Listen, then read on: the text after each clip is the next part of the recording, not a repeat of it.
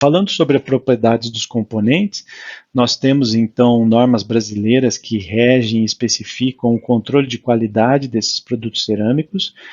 Os engenheiros civis precisam se conscientizar que a cerâmica, como relatada no início, vem de empresas que podem ter pequeno aporte tecnológico ou dificuldades, empresas familiares pequenas e com dificuldade de controle tecnológico. Então, é super importante que o engenheiro que trabalha em obra e que trabalhe com execuções de alvenarias e construções de telhados faça um controle da qualidade da cerâmica de forma independente e ter a certeza de que esses produtos atendem qualidade mínima, como produtos controlados pelo Inmetro, pelo Qualiab, por diversos processos de certificações de produtos da construção brasileira. Então, tipicamente, o que a norma recomenda é que nunca se receba lotes acima de 100 mil blocos em obra. Se costuma escolher aleatoriamente sortear amostras desses lotes recebidos, onde você tira 13 componentes aleatoriamente desse conjunto, tiram 13 para fazer avaliação de características geométricas, 13 para fazer avaliação de resistência e 6 destes para fazer análise de absorção de água. E você, estabelecido determinados critérios de controle, que são definidos na norma, especificados, você verifica se as tolerâncias dimensionais são aceitas, se os valores mínimos de resistência e de máximos de absorção de água são atendidos, quando estabelecido um limite, se 3 dessas amostras de 13 inicialmente amostrado não atenderem os valores limites ou especificados, se rejeita o lote. Normalmente, quando se pode ocorrer a rejeição de um lote, você pode proceder nova amostragem, ampliando o conjunto de bloco de amostras selecionadas para confirmar se esse resultado que você fez não foi fruto de uma má escolha dos blocos, e aí você aumenta a representatividade das amostras e faz nova checagem, mas para isso olhar atentamente os valores especificados nessa norma mencionada assim. O que se controla como características geométricas? O primeiro é que o bloco ele tem um padrão dimensional estabelecido e de preferencialmente que obedeça um módulo dimensional que se repita na alvenaria junto entre o bloco e a argamassa e que isso permita um padrão modular para encaixe de janelas e portas e que se evite quebras de produtos e sucessivas dentro das obras, né, porque gera muito resíduo. Tipicamente um bloco ele acaba sendo definido então pelas 3 dimensões principais, comprimento, largura e espessura, mas também se mede as espessuras internas das paredes dos blocos e as externas, onde são estabelecidos critérios mínimos, né? Então, por exemplo, não se deve usar blocos, né, de vedação com espessuras nominais menores do que 7 milímetros. Da mesma forma, as faces da cerâmica precisam ter uma qualidade mínima, plana, para evitar que se tenha desperdícios e consumos excessivos de argamassa nas paredes executadas e acabadas, e também que as paredes tenham ortogonalidade, ou seja, respeite um ângulo de execução de 90 graus, evitando desníveis significativos na parede que vão implicar em correções de argamassa intoleráveis ou altos desperdícios e custos para as obras. São estabelecidos valores relativos para essas medidas, que são valores na ordem de 2, 3%, onde se tem que atender. Não atendendo, se deve se desconsiderar, tendo 3 amostras ou mais fora de padrão, não aceitar os lotes recebidos em obra. O padrão modular é geralmente um módulo dimensional básico da alvenaria 10 centímetros, então é por isso que o bloco acaba tendo 9 centímetros de largura, porque com a execução da argamassa, meio centímetro para cada lado ele fica com 10. A altura é 9 centímetros, também com a execução de uma argamassa de assentamento de 1 centímetro fica com 10. E o bloco segue esse padrão de comprimento, e 19, considerando mais 1 centímetro de argamassa, acaba ficando com 20. Então, isso é o módulo 112, por exemplo. Então, a unidade modular, ela se repete, basta você acrescentar 1 centímetro, que é decorrente das argamassas, e aí você vai ter a composição do padrão modular desta alvenaria, no caso 1M vezes 1M vezes 2M. Pode acontecer da gente ter blocos que não são de 20, mas são de 25, que aí o padrão modular é 2,5M no seu comprimento. Assim como meio bloco para conseguir esse padrão e conseguir compatibilizar com aberturas de janelas. Então a norma recomenda a questão da modularidade na construção. Qualquer construção industrializada depende desse padrão modular. A resistência à compressão, a particularidade é que a gente ensaia os corpos de prova saturados, ou seja, numa condição máxima de saturação, a gente imerge o bloco em água durante pelo menos 24 horas, um dia, e seca com pano antes de realização do ensaio de compressão na prensa.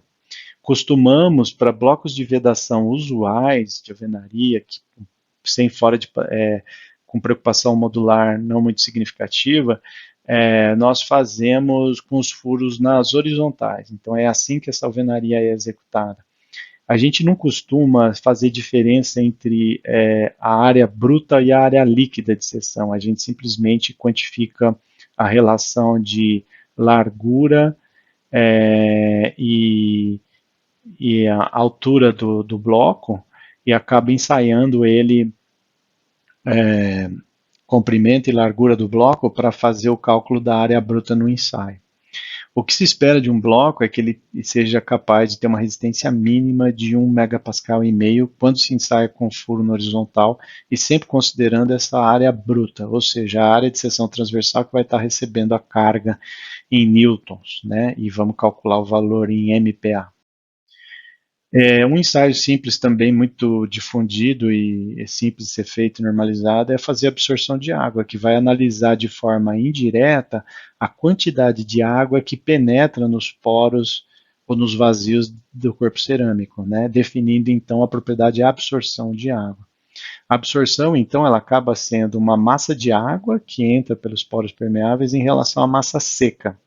E esse valor percentual é um valor percentual expresso em massa, por uma relação de massa do corpo cerâmico pela massa de água que entra, massa de água pela massa de corpo cerâmico, e é estabelecido um valor de tolerância entre 8 e 22, o limite até 22%, né, para uma cerâmica, porque acima disso se começa a afetar a questão da estanqueidade da parede de alvenaria executada. Quando se fala em blocos estruturais, o que muda? A diferença é que o bloco estrutural, a gente não costuma ter furos na horizontais, os furos são colocados na vertical, porque nessa condição o bloco apresenta uma rigidez maior e uma resistência maior. E é isso que se espera da alvenaria estrutural, que parte da resistência da estrutura seja respondida pela alvenaria.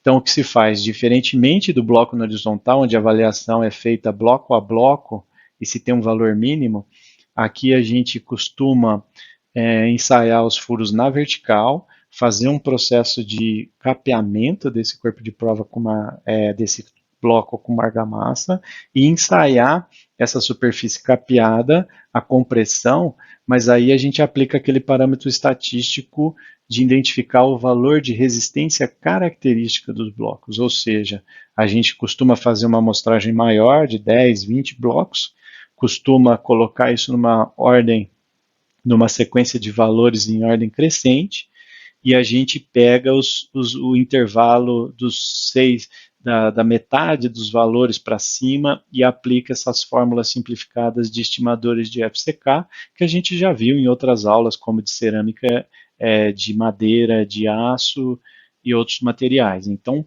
é importante olhar para verificar. Uma vez calculado esse valor de resistência característica dos blocos, a gente deve confrontar com alguns parâmetros para definição se pode ou não ser aceito e se esse valor ele está dentro do que seria o valor de aceitação do lote, olhando os detalhes que a norma explica.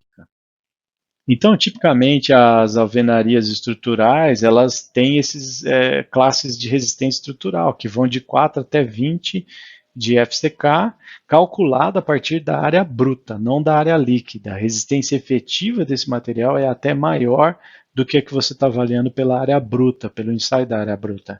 E muito importante, além disso, é verificar que as espessuras das paredes, elas são muito superiores aos blocos de vedação, que eram os 7 milímetros. Então, as espessuras internas, que são chamados às vezes de septos internos do bloco, assim como os externos, esses que são perimetrais, eles acabam tendo espessuras bem superiores ao outro, porque também confere a questão de deformabilidade e a área de seção que garante a rigidez do prédio. Então, a área de seção transversal ela também é importante no projeto da alvenaria estrutural.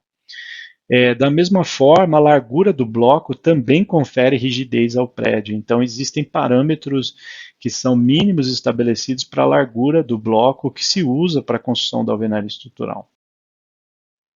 Quando em relação às telhas, os típicos testes realizados são também de tolerâncias dimensionais das telhas. As telhas têm as particularidades de como elas são construídas nos telhados, que eu vou explicar um pouquinho para frente. Elas tem que ter uma certa resistência à flexão, porque as pessoas podem pisar sobre as telhas e podem fazer solicitações que levam ao processo de quebra, assim como o impacto do granizo, né? E também a questão da porosidade é importante, porque o telhado tem que ser estanque à água. Então, do ponto de vista de características geométricas, é importante entender que as telhas cerâmicas, elas acabam trabalhando por sistemas de encaixe e sobreposição, onde essas telhas são encaixadas numa estrutura de cobertura geralmente feita de madeira, onde essa estrutura tem várias denominações construtivas, que não vem aqui ao caso, mas é importante entender que a telha ela é apoiada sobre ripas, que são pequenas seções de madeiras que distribuem esses esforços aos caibros, que são outras peças. Junto com isso, define o que se chama trama de um telhado, e essa trama descarrega sobre as terças e são ligadas às tesouras das estruturas de cobertura de madeira. Tudo isso tem um certo padrão, tem uma inclinação típica de telhado para caimento das águas, dependendo do tipo de telha cerâmica, determinados limites de inclinação percentual do telhado vai ter, e você tem que construir respeitando esses padrões. E entender que a peça que você compra de cerâmica, devido ao processo de encaixe e sobreposição, ela vai acabar tendo uma diferença, um comprimento diferente entre a fabricação e o comprimento útil, ou a largura de fabricação e a largura útil efetiva que se usa para fazer o telhado. Então isso tem que ser descontado para que você possa calcular efetivamente a quantidade de componentes de telhas que você precisa para cobrir tantos metros quadrados de superfície de telhado. As cargas de ruptura não se pode falar propriamente em resistência à flexão, porque as espessuras e as seções são muito variáveis das telhas, então se costuma apenas se parametrizar a carga pontual, um limite de carga pontual, e feito através de um ensaio de flexão de 3 pontos. Então a gente costuma apoiar a telha em 2 apoios, e aplicar uma carga no meio do vão, conhecido como ensaio de flexão de 3 pontos, mas a gente só parametriza a carga e verifica se as telhas de planas de encaixe, como telha francesa e romana, e diferencia daquelas de sobreposição, como capa canal e a telha paulista, que é um outro padrão de telha. E se costuma parametrizar valores diferentes de resistência de carga limite mínima, né? Carga mínima, flexão, 3 pontos. Da mesma forma, temos aí também o teste de impermeabilidade. Todas as telhas, elas têm que passar pelo processo de impermeabilidade, ou seja, construindo um aparato simplificado, onde se forma uma lâmina de água de 1 a 6 centímetros, a telha tem que ser capaz de barrar a passagem da água e não ter gotejamento na face inferior. Então, o corpo cerâmico ele pode absorver a água, mas ele não pode transpassar ou ter uma permeabilidade excessiva que permita gotejamento na sua face inferior. Dado esses detalhes, nós recomendamos a leitura do capítulo 18 do livro do IBRACON, assim como o estudo das normas 15.270 e 15.310, disponíveis pelo sistema GED Web, que pode ser acessado através dos nossos sistemas USP.